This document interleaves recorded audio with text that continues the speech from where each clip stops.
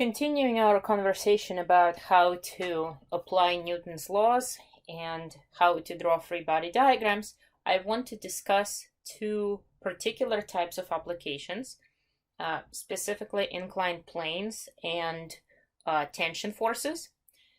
And the reason that I want to apply those is because, or the reason I want to discuss those is because a lot of times we talk about standard coordinate system, but in some cases it may be beneficial to use something other than the standard coordinate system. So let's start with an inclined plane. So inclined plane is basically a ramp.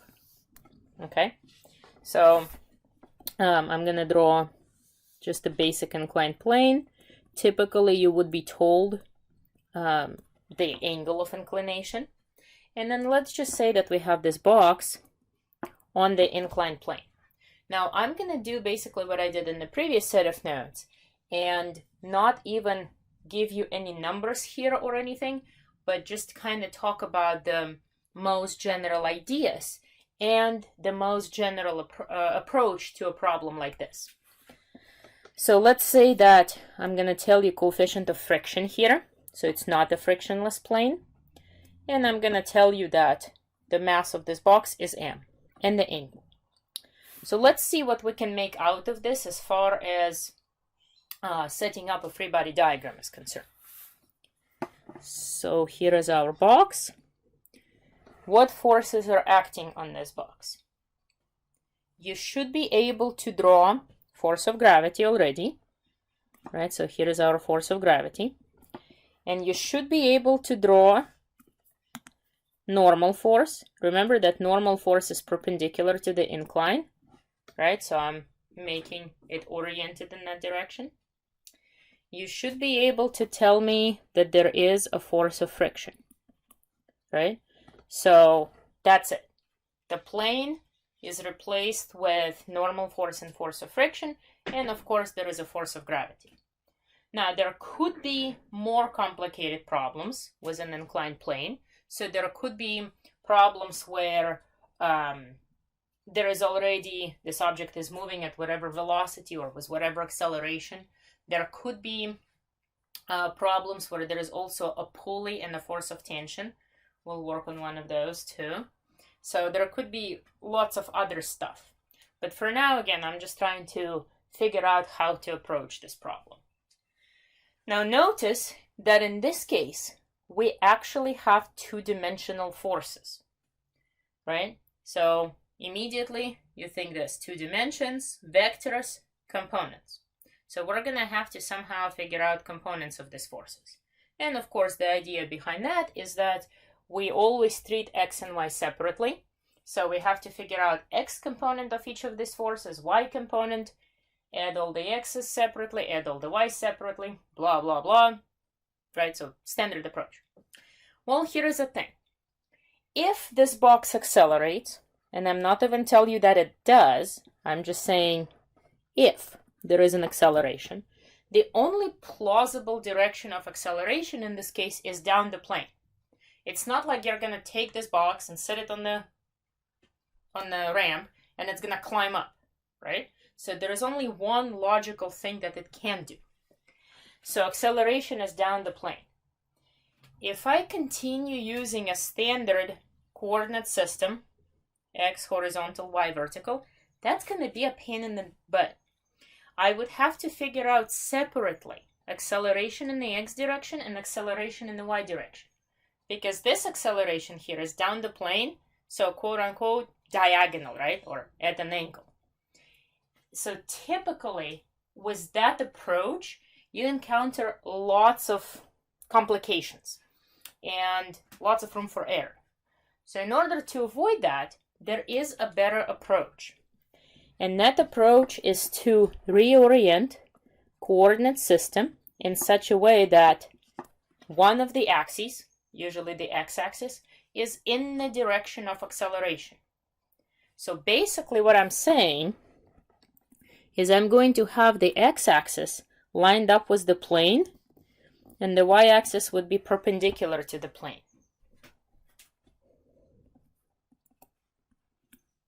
Okay, so that's my new coordinate system. What that allows you to accomplish is to not have to mess with two-dimensional acceleration, but also it simplifies the work involved in finding components of forces quite a bit, actually. So if I left the XY system the way that it usually is, I would have to resolve two forces into components. But if I reorient it like this, with X along the plane and Y perpendicular to the plane, I only have to resolve one force into components, the force of gravity. Now it does introduce a little complication into this mix, but that complication isn't even that bad if you just follow the process of resolving it. So let me show you what this complication is. I'm going to relabel this force of gravity here.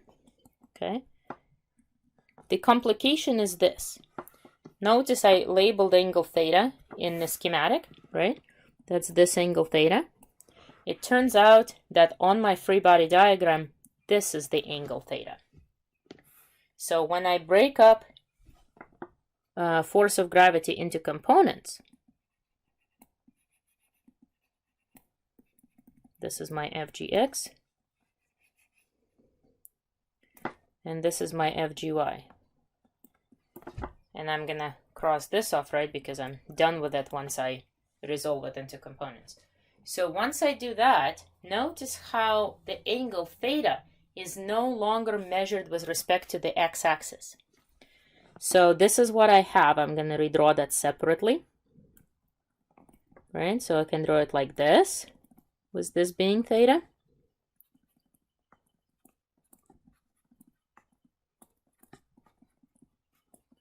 Or if you want a triangle, it would be drawn like this.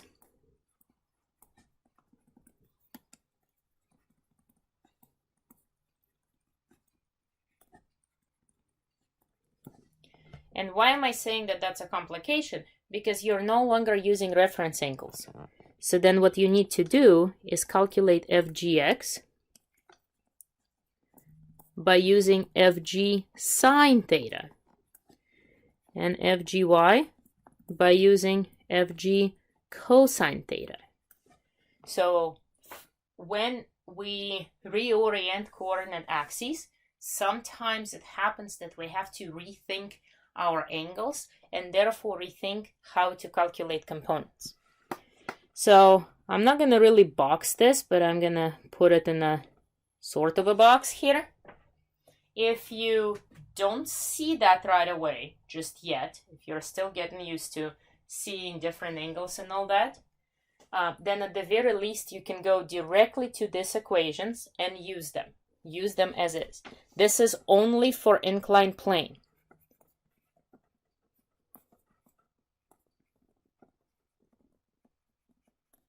Okay, so everything else that we've done where we're using reference angles, all of that stays. I'm not changing that. I'm just saying that redefining coordinate axes also involves redefining the angles. Okay? Then everything else that we said about free body diagrams, everything else stays the same. I've got my object isolated. I took care of all the contacts. I took care of the force of gravity. Yeah, I broke the force of gravity into components. That's fine. I'm still kind of, trying to scale things properly. So the next statement I'm going to write is that sum of all forces in the x direction is equal to mass times acceleration. And sum of the forces in the y direction is equal to 0. Right? So notice how in the y direction, which is no longer vertical, but it's my new y, right? Those two forces are balanced. Again, nothing weird is going on. The box is not jumping up and down, not falling through the plane, not doing anything goofy. So I'm not changing the way I'm approaching the problem. I'm just helping myself out a little bit by renaming the axes, basically, redefining the coordinate axes. Everything else is the same. So I'm going to assume there is this acceleration down the plane. See how acceleration is now only in the x direction? So that's really nice. That's kind of the whole point of this. Okay. So what forces are acting in the x direction? Fgx is positive. So remember, I'm calling positive direction with acceleration. Force of friction opposes that, which is equal to mass times acceleration. And in the y direction, we have normal force minus Fgy, right? Normal force is in the positive y direction. Fgy is in the negative y direction. So all of that is equal to 0. So again, I didn't give you any numbers. I'm not even asking you to calculate anything particular. Let's see how far we can take this. All right, first of all, I'm going to solve for Fn. That part's easy, and we already know what Fgy is, right? Right above there. Fg cosine theta, which is equal to mass times gravitational acceleration times cosine theta. Okay, so that gives me Fn. Why do I need Fn? Well, remember that force of friction is equal to mu times Fn, and I told you that there was mu, right? So I can make that substitution. So let me go over here and make all of these substitutions. Fgx, again, above there, right? Fg sine theta. So I'm just going to write m times g sine theta. And then for force of friction, I'm going to plug in mu, right? And then the normal force, which I already know, mg cosine theta, equals mass times acceleration. Notice, I haven't even asked you what we're solving for. In a lot of problems that are set up this way, you may be asked to solve for acceleration. There is no guarantee that that's always going to be the question, but it's a common enough question. Okay? So let's try that. Let's solve for acceleration. Notice how every term has mass in it, so I can cancel out mass, basically dividing the whole thing through by m. And then I can just rewrite this, and I'm going to actually factor out g. And then it's g times quantity sine theta minus mu cosine theta. Now, I'm not boxing this. I'm just going to circle it. This is not an equation that I need you to memorize. This is a result of this particular setup. So you cannot possibly start with that when you're solving similar problems. You always have to start with Newton's laws. Top line there, right? So you always start with Newton's laws and then figure out what kinds of forces contribute to each dimension, and then solve for whatever you're solving for. Okay? So let's do a couple of what's called limiting cases. So this term limiting case is actually not really used in like basic general physics. It's used a lot in actual, when you're learning physics to become a physicist or for engineering purposes, but I might as well tell you. So the term limiting case kind of means a more specific situation. So this was a general setup, very open-ended question, but I kind of want to investigate kind of what if situation. Okay? So one of those cases that I'm interested in is, can I possibly do something with this problem in such a way that acceleration is equal to 0? As in, is it possible for this object to either sit still or slide down at constant speed? Remember, acceleration equals 0 only tells us equilibrium, right? That's it. It doesn't tell us whether the object is moving or not. It just says that the motion is not changing. So I'm going to take that statement from the circled part, set it equal to 0, and see where I can get with this statement.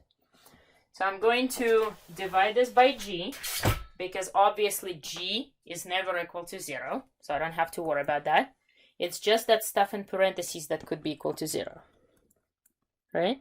So I would have sine theta minus mu cosine theta equals 0.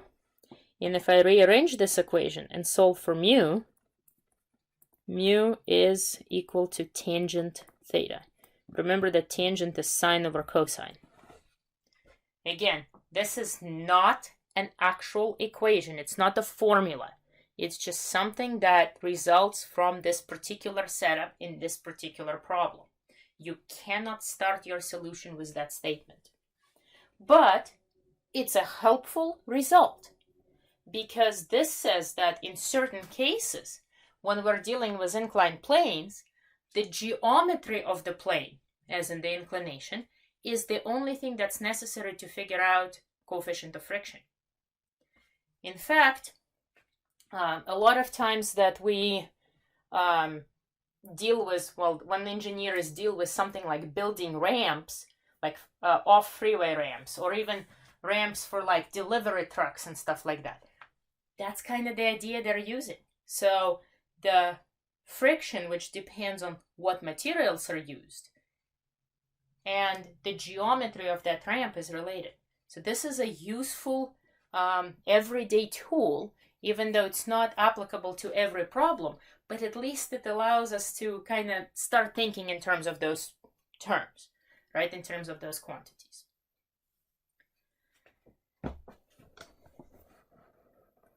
The other limiting case I would like to consider is where mu is equal to 0.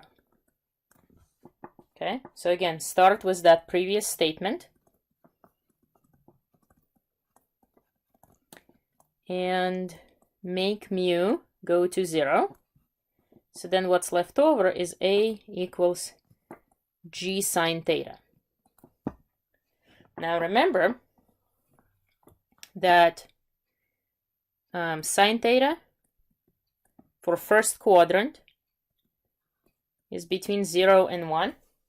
Could be 0, well, when theta is 0, so I guess it's not really applicable here.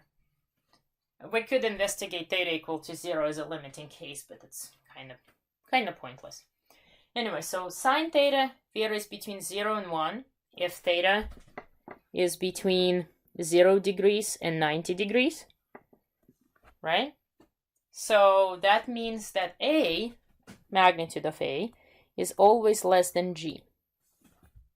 That makes sense. So if you have a free fall situation and you just drop an object, like in this case, if I didn't have a ramp but just drop that box, in a free fall situation, this box would fall with acceleration G. In the case with a ramp, if the box is accelerating, it's accelerating at a smaller value, right? Slower rate. So that's kind of why we use ramps. It's one of the reasons anyway. It slows down acceleration, and therefore if you have something fragile in that box, you are running into a lot less chance of ruining it. So think of all the ramps that are used in like airports, right? For the luggage. That's why people use ramps. And again, it depends on the geometry, right? Depends on that theta.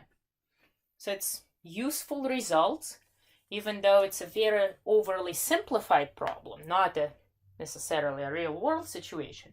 But even from that, we can get a lot of real world applications, real world results that are useful in a lot of situations. Okay. So that's one kind of problem that I wanted us to do. And we'll do another one. We'll do a couple more, not in this set of lecture notes, but I'll put up another one with a few more extra problems solved. Okay, so that's the inclined plane. The next thing that I want to do is talk about pulleys and tension. So tension is a pull force, always. If you don't believe me, try to push something with a rope.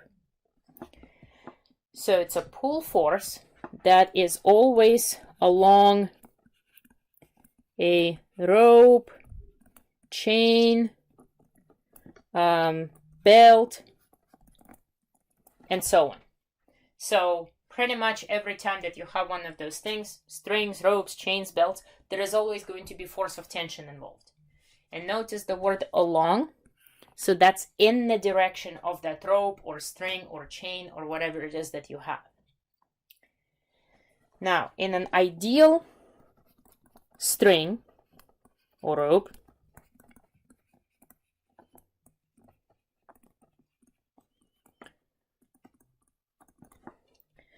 first of all, that string or rope has to be massless.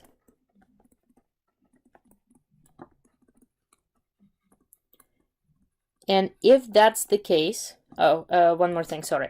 Also, that string of rope does not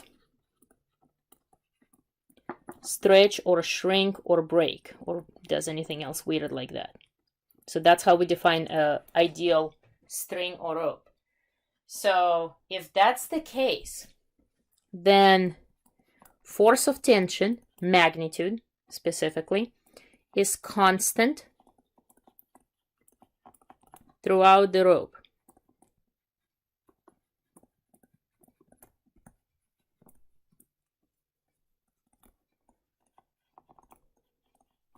Now, if you have a rope where mass cannot be ignored, that's a different story. But we don't have to really worry about it in this class. Okay? So force of tension, magnitude, is constant throughout that string or rope. So that's how we're going to approach those kinds of problems. We'll do an example in just a second. And then a pulley. So here is a pulley. Usually you would throw a string or a rope over the pulley like this. Or it could even be something like that where you're hanging things on it, right? We'll do an example in just a minute. So when that happens, basically what the pulley is for is to redirect the direction of that rope, right? How that rope is arranged on both sides. So again, we're dealing with ideal pulleys, so frictionless pulleys. We're not going to worry about non-frictionless pulleys in this class. So they redirect the direction of the rope and therefore basically redirect the direction of force of tension. Okay? Let's see how that works. Again, I'm going to do kind of an open-ended example, see how far we can take it. This time this example has a specific meaning, or a specific name rather. It's called the Atwood machine, which is actually really misleading because what I'm about to draw is not really a machine, nor was it invented by Atwood. So don't ask me why it's called Atwood machine. We will talk about machines when the time comes, but not yet. So a typical Atwood machine consists of a pulley where you're putting a rope over that pulley, and there are two masses attached to this rope. Let's call them little m and big M. And the implication here is that big M is obviously larger than the small m. This is going to be ideal frictionless pulley.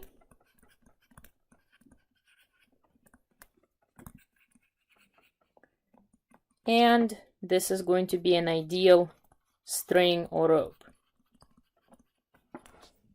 Okay?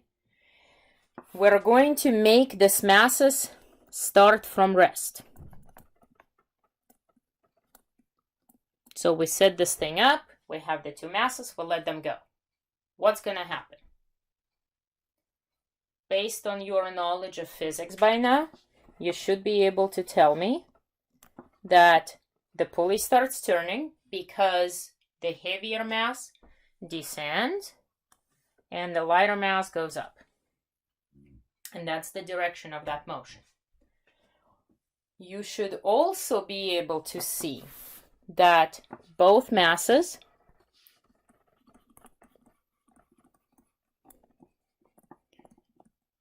have the same acceleration. Okay, and the reason for that is because we have an ideal string which doesn't stretch, shrink, or break. So one of those accelerations is downward, one is upward, yes, but the magnitude of that acceleration is the same. All right, so let's try to figure out what that acceleration is. We're going to start by drawing free body diagrams. Little m and big M.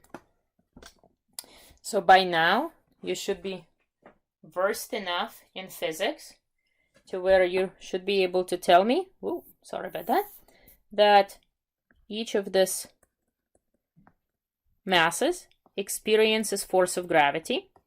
So I'll call this Fg little m and Fg big M. Okay, and that this is not an equilibrium situation because we got acceleration. So this is where force of tension comes in. The rope is pulling upward on the little mass and still pulling upward on the big mass. But the acceleration is not in the same direction, right? So notice how I'm drawing force of tension. Force of tension is constant throughout the string.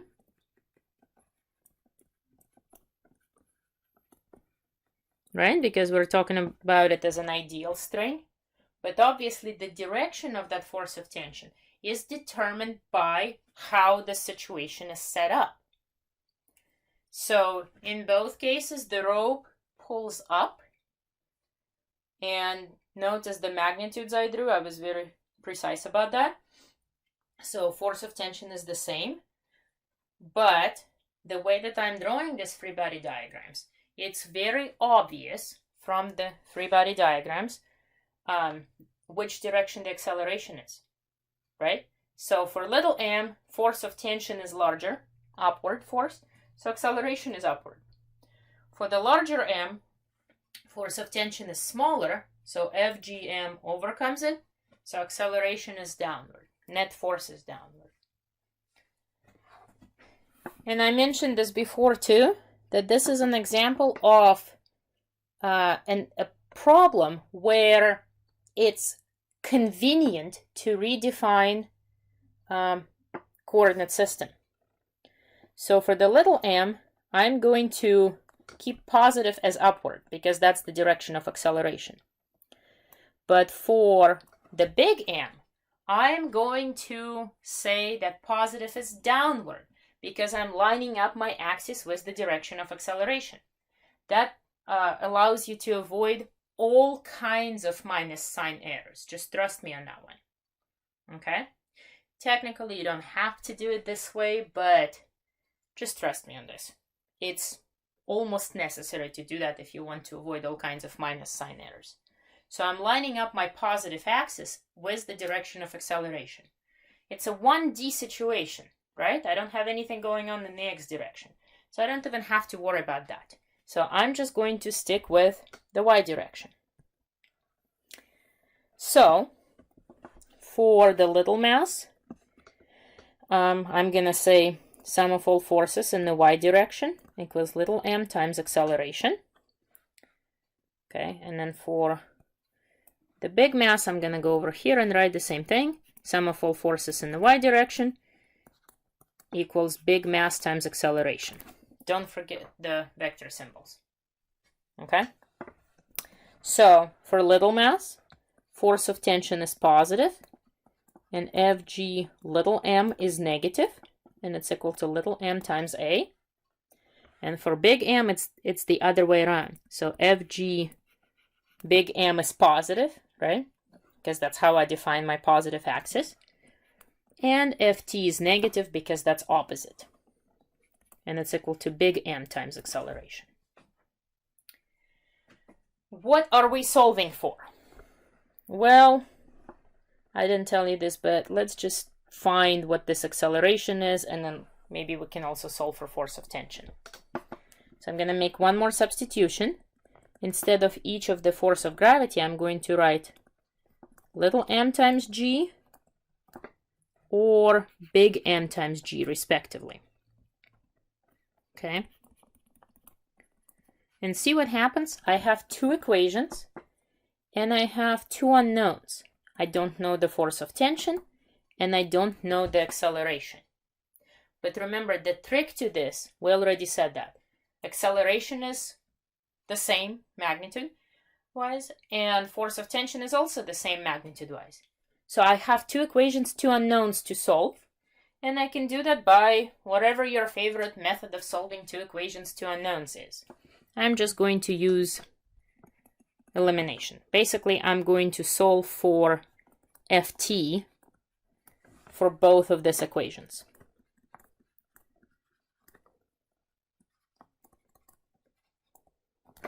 And because it's the same force of tension, I'm effectively going to just set this to equal to each other. So I have little m times g plus little m times a equals big M times g minus big M times a. And from here, it's just a bit of algebra.